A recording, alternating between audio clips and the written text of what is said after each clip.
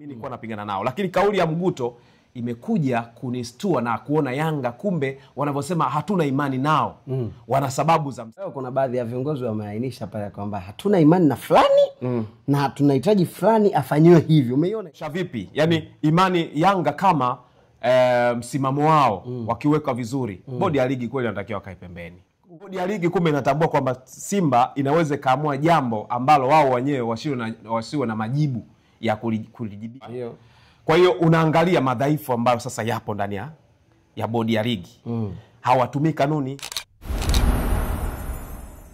Kwenye lile sakata ambalo mpaka hivi sasa limekuwa ni kizungumkuti kwa ligi ya NBC, lakini vile vile bodi ya ligi, wapenzi wa mpira, mpaka sasa hivi tuko kwenye kitu wanachokiita kwamba ni sintofahamu ya kwamba Young Africans wamesema kwamba kulingana na kile ambacho kilitokea tarehe 8, wao dabi walimaliza tarehe 8. Hawatakuja kucheza dabi mpaka ije kutokea kwamba wale ambao waliwaainisha pale kwenye barua yao yatokee yale ambao wao wameyaomba. Lakini vile vile bodi ya ligi nayo imekuwa ikijibu kila mmoja kwa muda wake, japo hatujasema kwamba ni majibu rasmi, lakini mpaka hivi sasa kila kiongozi kutoka pale ndani ana la kwake ambaye amelizungumza. Lakini vile vile rais wa TFF ana la kwake ambao pia naye aliachombeza kwenye kile ambacho kilitokea tarehe 8. Niko na ndugu yangu Lugano Israel Kiraka. Mwenyewe anapenda kujiita Kiraka kwa sababu enzi hizo akiwa anacheza mpira alikuwa anacheza beki, goalkeeper mpaka striker kule. Sehemu yote unanipa mimi nacheza. Lakini kwa kifupi ni kwamba mchezaji yote ambaye anacheza maeneo mengi anakuwa so mzuri. Inawezekana asiwe mzuri ila kawa na faida kwenye timu. Anaweza kana faida lakini sio mzuri kwa sababu hana uwezo wa kuperform sehemu moja kwa 100% au 90. Hapana, yani uzuri wake unakuwa anaweza kufanya sehemu nyingi, sio? Lakini nafasi anayoifanya maana yake ndo maana yuko uwanjani. Anakuwa mzuri, sema anakuwa na kitu cha ziada ambacho kinamuongezea ubora zaidi. Mimi nilikuwa mwanangu mwamba kabisa. Unajua watu wananiuliza hivi mwanangu kwa nini hujafika hivi na hivi? Lakini kuna watu wamecheza nao mpaka sasa hivi wanajibiza ilikuwa hatari mwanangu, hatari. Sema nilikuwa na mwili mdogo, kwa hiyo ile kukaa katikati, vyenga mtu amekula swi nini, yani zile vuguvugu nilikuwa nakimbia sasa pembeni kama winga. Lakini asili yangu mimi ni kiungo. Sasa mtu anatokea kae katikati. Sasa mtu anaitwa kiungo, unafikiri mtu wa kawaida? Anaitwa kiungo inategemea labda mvunja kuni. Hapana. Yaani kuna hili sakata ambalo liko mezani. Wapenzi wa soka, wafuatiliaji wa mpira wa Tanzania, hata kama yuko nje ya nchi na anafahamu nini ambacho kinaendelea kwetu sisi hapa Tanzania.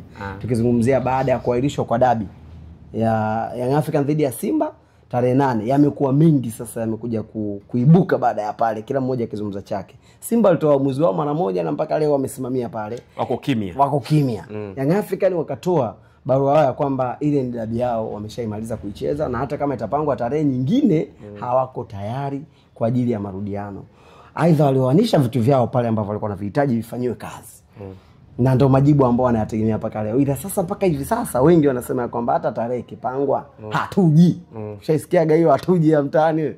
Sasa nimesikia hiyo hatuji hiyo. Ila mimi naona kama hiyo hatuji, mimi sikubali nayo. Sikubali nayo. Kwa nini? Ni ushamba. Kwa nini? Hamji kufanya nini? Kwenye mechi. Kwa sababu gani? Kile kilichotokea tarehe 8 sisi tulijiandaa nacho na tukamaliza. Mnamuogopa Simba au? Sio kumuogopa. Yaani kwa nini hili swali na muendelezo huu? Ndio watu wengi wanajiuliza. Kwa hiyo sasa wanagoma Yanga kwa sababu ya wanataka kwanza majibu ya sahihi. Watuambie sasa, kama anasema hatuji, waseme hatuji tu. Waseme hatuji kwa sababu ya hiki. Kwa maana kama kikitekelezwa hiki tutakuja. Mpira upo kwa ajili ya kuchezwa. Umeelewa? Mtu ambaye alisema hatuji, nakumbuka kauli kutoka kwa Arafat Haji. Sasa isiwe kama ndo kila mmoja hatuji. Yanga wote wana akili moja. Haiwezekani. Wengine wafikirie tofauti. Mpira upo kwa ajili ya kuchezwa. Mimi sikubaliani kwamba eti Yanga wagomee kutokucheza kabisa. Walete hoja. Yaani hoja na hoja. Hatuji kwa sababu hiki na hiki na hiki. Kwa maana bodi ya ligi endapo kama kikifanya hiki tunaipeleka timu uwanjani. Haiwezekani tu hatuchezi. Basi fungeni hiyo klabu, basi kafungeni hata kuku basi, kwa sababu klabu ipo kwa sababu ya kucheza mpira. Lakini kuna kwenye barua yao kuna baadhi ya viongozi wameainisha pale kwamba hatuna imani na fulani na tunahitaji fulani afanywe hivi. Umeiona ile? Nimeiona. Walikuwa sahihi kuandika vile. Bodi ya ligi hawana imani nao. Ndio. Mimi nilikuwa nawapinga sana before, kabla ya kauli ya Mguto hajazungumza Yanga. Nilikuwa nasema kwa nini wameenda sana kwenye mambo hayo. Ndio. Umeelewa? Ya kuwakataa baadhi ya viongozi sio na vitu kama hivyo. Wanasema hawana imani nao. Mara kwanza mimi nilikuwa na hoja zangu nikiwaambia Yanga kwamba hiki ambacho mnakifanya hakiko sahihi. Umeelewa? Kabla ya kauli ya nani? Ya Mguto. Kwa sababu Yanga wakati wanasema kwamba hawana imani nao, kulikuwa na sababu za kusimamisha ile mechi ambazo bodi ya ligi itakiwa waje nazo kutuambia kwa nini walisimamisha mechi. Na kuna baadhi wamezungumza. Kwa Yanga kusema hawana imani, mimi nilikuwa napingana nao. Lakini kauli ya Mguto imekuja kunistua na kuona Yanga kumbe wanavyosema hatuna imani nao, wana sababu za msingi kwamba hatuna imani nao. Unajua? Yaani baada ya kauli ya mzee Mguto ndo umekuja kuhisi kwamba Young African walikuwa sahihi kusema kwamba hawana imani naye. Kabisa. Kwa nini? Kwa sababu ligi inaendeshwa kwa mfumo wa kanuni.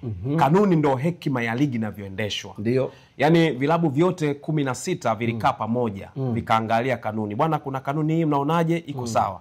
Yaani kila klabu nasema hii iko sawa, iko sawa. Maana unavyopitisha ile kanuni, vilabu vyote vimeridhia kanuni hiyo iko sawa, itumike. Ndio. Kwa maana kila klabu inaona kwetu iko sawa, haina shida, inatufeva.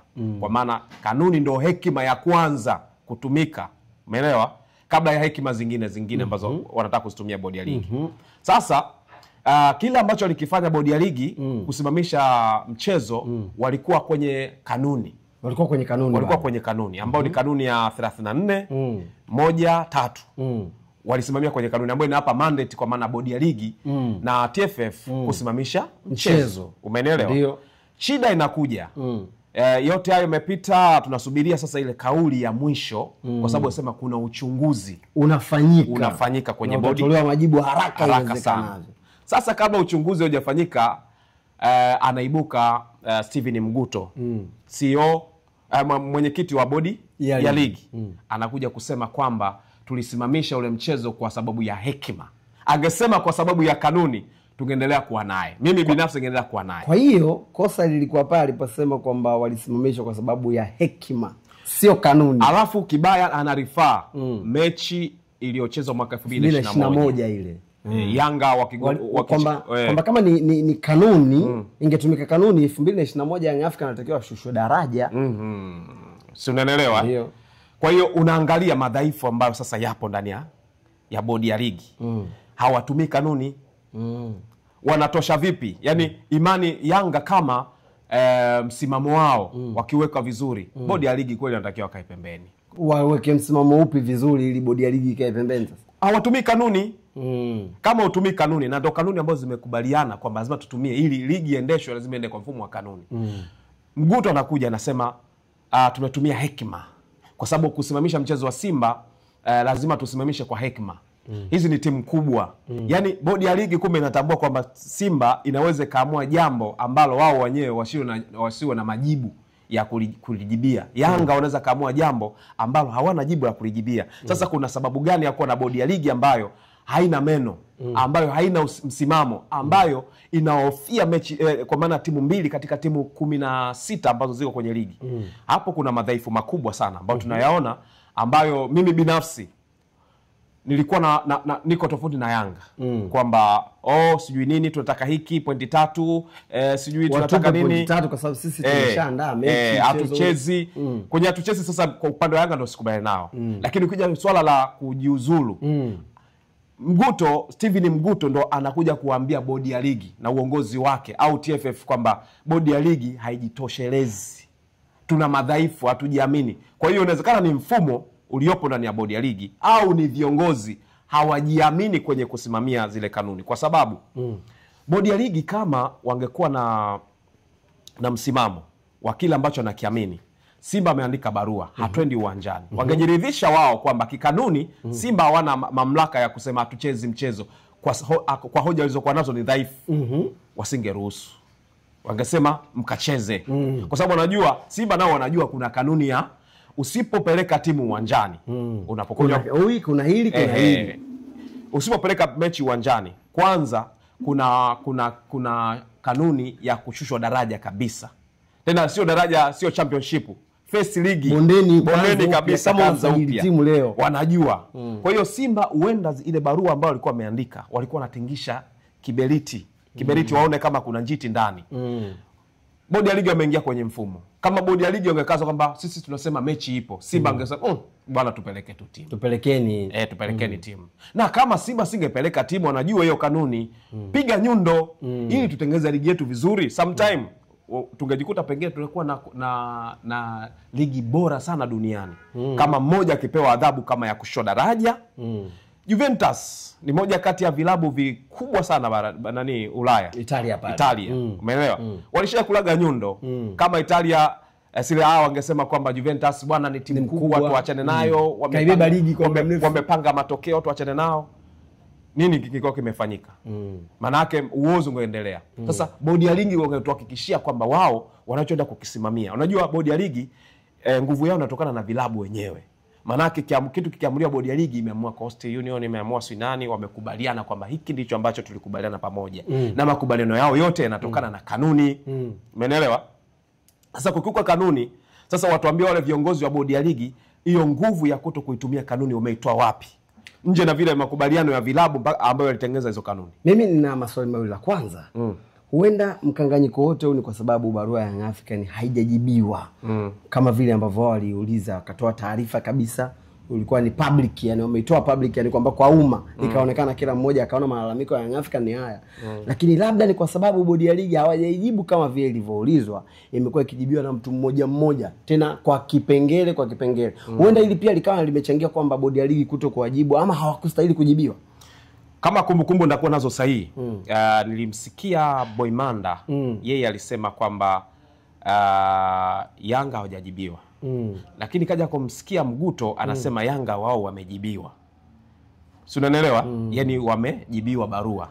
Manake mfumo ambao umejibiwa kwa barua Yanga sio mfumo ule wa umma. Imeenda yenyewe kama yenyewe. Lakini Boimanda mwenyewe kusema hata kama tukiwajibu Yanga mara nyingi huwa tunawajibu, tunawasiliana kila siku. Kwa inawezekana inawezekana walishawajibu kwa sali hiyo, au kutaka kusema kwa kupitia Boimanda. Lakini Steven Mguto alisema kwamba majibu yashaenda. Yani kila kitu kipo wazi. Umeelewa? Ndio ile ambayo ilikuja kwamba Yanga hakuna pointi 3.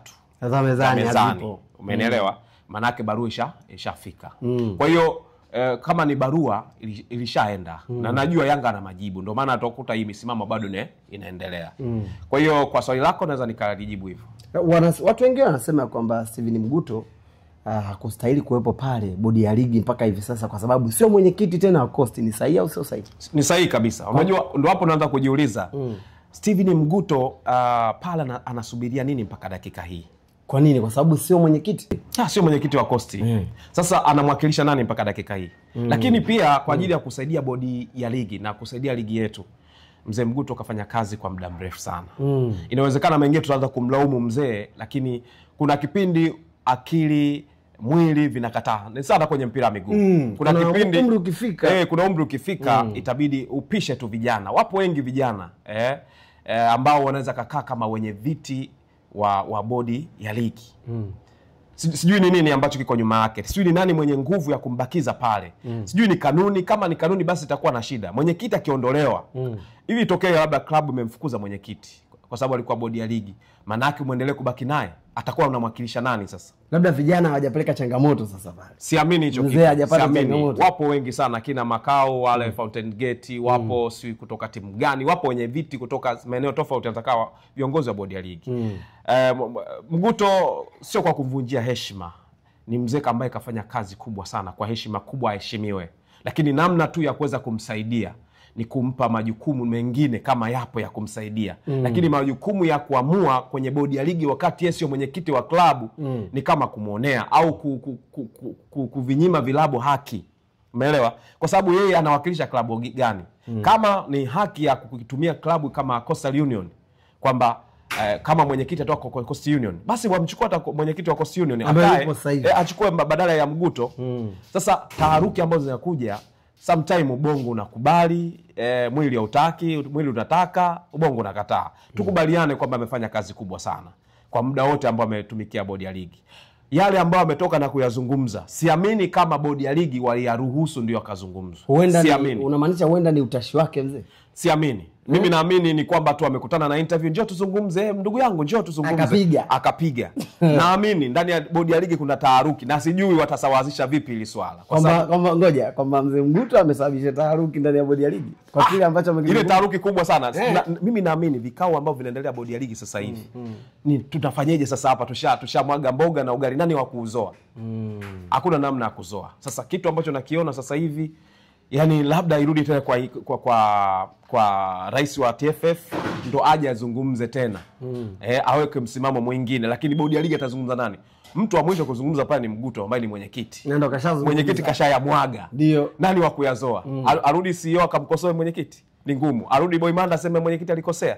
Ni ngumu sana kwenye utawala. Kwa hiyo yale kwa anazungumza Boimanda, hata kama Boimanda angekuwa ameyakosea, kuna CEO angerekebisha, ndio maana ya msemaji na CEO kuwepo, na hata kosa CEO mwenyekiti akasawazisha. Sasa kaharibu mwenyekiti, nani ambaye ataenda kuyazoa? Lugano. Ili jambo liishe inatakiwa ifanyike vipi? Kwa sababu ikisema itumike kanuni, kuna watu lazima wataumizwa na kuna watu lazima wataumia, either upande wa klabu ama upande wa mamlaka husika. Lakini kwa bahati mbaya ama bahati nzuri, Simba wao ni kama walishachokoza tayari, afu wako zao pembeni wanasikiliza. Wanasikiliza nini kinatokea. Nini kinatokea. Yaani mtu kashabeza jambo lake. Yaani ni kama hawataki tena waje kushirikishwa ile jambo. Kipi kinatakiwa kifanyike? Kanuni irudishwe isimamie ama itumike hekima, kwa sababu mimi nina uhakika kwa hichi kinachoendelea, Simba wako tayari wanasubiri tarehe itaje wakaipiga dabi. Young African wanazidi kumsisitiza mwenyekiti wao na rais wao ya kwamba bwana, tunaomba uite kikao ama mkutano mkuu wa wanachama. Tutoe msimamo kwanza kama wanachama, tukupe ubebe kuhusiana na hii dabi.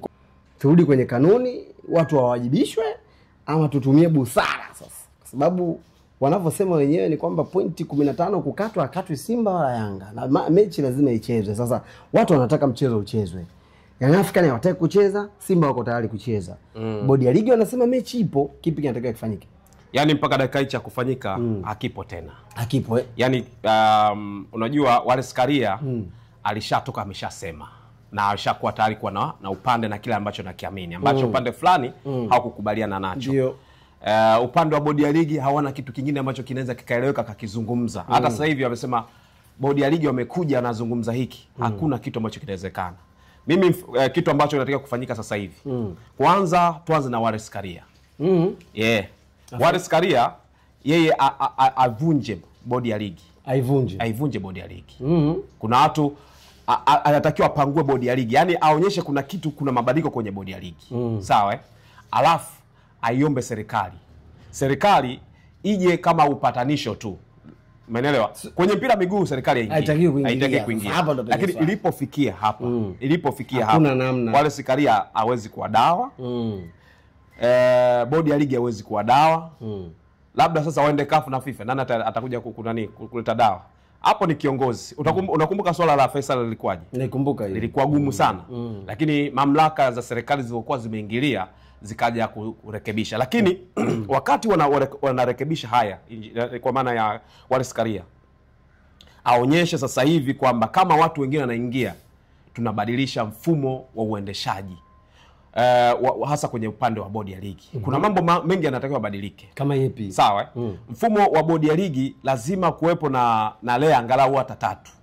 Kuna watu ambao bodi ya ligi wakae juu. Mtu anaitwa CEO wa bodi ya ligi asiwe mtu ambaye anaenda kufanya majukumu ya moja kwa moja. Ndio. Wale ni watu wa maamuzi, wa kuangalia kinachoendelea. Ni maana kwamba unapokuja wamekosea watu huku chini, kuna watu ambao wanakuja kusawazisha. Si unanielewa? Kwa hiyo pamoja na kwamba serikali inatakiwa ingilie kati, kwa maana Karia lazima avunje bodi ya ligi. Sawa Alafu kutengenezwe mfumo ambao watu watakuwa na imani tena na bodi ya ligi. Lakini Lugano, rais ameshasema kwamba kama mnahitaji hao wakae pembeni, viongozi wenu ndio kwa kwanza kukaa pembeni. Naye alitupa somo lingine kwamba naye kumbe analea uozo, kwa sababu kama unalea uozo, unalea kidonda, au wanasema kama unalea kipele basi unalea kansa. Kwa hiyo amekiacha kile kipele kija kitutengenezee kansa. Hizi ndo kansa ambazo tunazisema. Unapomlea anakuja sasa, anakuja kansa. Si umeelewa? Kama kipele kimetokea, kikate, kiishie pale pale. utibu kansa ili ambayo inaweza kujitokeza. Kwa hiyo hata mwenyewe Wallace Karia kama rais wa mpira wa miguu atakiwa aje na picha ambayo hata kesho haya mambo watu wajue kabisa kwamba hayatakuja kujirudia, kwa sababu athari kubwa Chagamba ni moja. Wadau wa mpira wa miguu watashindwa kuamini haya. Yaani watashindwa kuiamini ligi yetu. Yaani mpaka useme kesho kuna mechi watasema itachezwa hii mechi au itakuwa yale. Au itakuwa yale. Sasa dabi zitaogopwa sana. Kwa inatakiwa aje na sura mpya ambayo sasa sisi tunataka uondoke. Yaani kama bodi ya ligi wawajibishwe, au kikubwa ambacho nataka kukifanya Wallace Karia aunde kamati mpya. Yaani kamati ambayo inaenda kuchunguza mpaka bodi ya ligi yenyewe. Ambayo sasa wanasema ni kamati mpya ya uchunguzi kuhusiana na kile kilichotokea. Waje na majibu. Waje na maoni yao ya kusema tunataka sasa ligi yetu iende hivi. Ili swala la hekima ambalo Mguto alilizungumza limeharibu kila kitu. Serikali kabla ya pale ilikuwa na uwezo, ilikuwa imekaa pembeni kabisa. Alivyosema kwamba tumeamua kwa sababu ya hekima, amevuruga mpaka uchunguzi ambao unaendelea. Maana yake kuna watu kapa pointi 3 muhimu. Yanga ameshapata pointi 3 kwamba kumbe hawajafuata kanuni yao. Umepata hivi ninavyozungumza naye Jangwani unakwambia wimbo ni mmoja hatuchezi. Utawaambia nini wakati umesema umetumia hekima baada ya kutumia kanuni? Kwa hiyo cha kwanza Wallace Karia, bodi ya ligi kama sio kuivunja, ikiwa hivyo aiunde kamati ya uchunguzi ambayo itakuwa ni ya muda mfupi, hata wiki 2 tu, ichunguze, ifuatilie tatizo liko wapi. Ikibainika kwamba bodi ya ligi ina shida, lakini hata kwa hili ambao umezungumza kwamba wanatumia hekima, kama na mandate ya kuivunja bodi ya ligi, sawa, avunje bodi ya ligi, utengezwe mfumo mwingine ambao utaenda kuleta imani kwa wadau. Lakini kama ikionekana kamati hiyo pia sio mwarobaini wa kuweza kutatua hili tatizo, serikali ingilie kati, pande zote mbili zikae, ziweke mambo sawa. Na hili pia ukizikaisha pande mbili tu peke yake haiwezi kuleta solution, kwa sababu hili swala ni la ligi. Unapozungumzia Simba na Yanga, ukiveva timu moja maana kuna diathiri timu nyingine, kwa sababu wadau wanajiuliza kama ingetokea zilikuwa ni timu hizi ndogo, wangekuwa sema wameshapigwa nyundo, singekuwa wameshushwa daraja. Maana yake wameziogopa timu kubwa kwa sababu ya ukubwa wao. Sasa ili tuondoke huko, ligi yetu iwe na thamani, sawa, lazima irudi kwenye mifumo. Ili serikali tusiingize sana serikali. Swala liko kwa Karia. Aunde kamati ya uchunguzi ya haraka ambayo inaenda kuchunguza mpaka bodi ya ligi, alafu inakuja na mapendekezo ya nini kifanyike mara baada ya hapa. La sivyo tutaendelea kuwa na haya mambo. Wanaweza Yanga wakalazimishwa kwa staili pia serikali akaingiza, wakalazimishwa wakarudi, lakini bado imani itakuwa tayari. Imani bado ikawa ni ngumu. Lakini kama mfumo huu wa Wallace Karia kama rais akileta solution ya kuweka kamati ya uchunguzi ambayo inaenda kuchunguza, ambao iko huru kabisa, na inawekewa nini cha kwenda kukifanya, nini solution baada ya hapa yasitoke haya, naamini majibu yatakuwa mepesi sana, na tutapita kwa urahisi, na tutarudi kwenye mfumo ambao kila mmoja atafurahia, na hakuna mtu ambaye atakuwa nakosa imani, kwa sababu hii madhara makubwa kibiashara. Wadhamini yaani ukiwafuata labda wadhamini wakuu ambao ni NBC wakikwambia madhara aliyoyapata kutokana na kukosekana kwa dabi, ama Azam inaweza kama makubwa. Azam washaandika barua tayari kwamba ni madhara makubwa.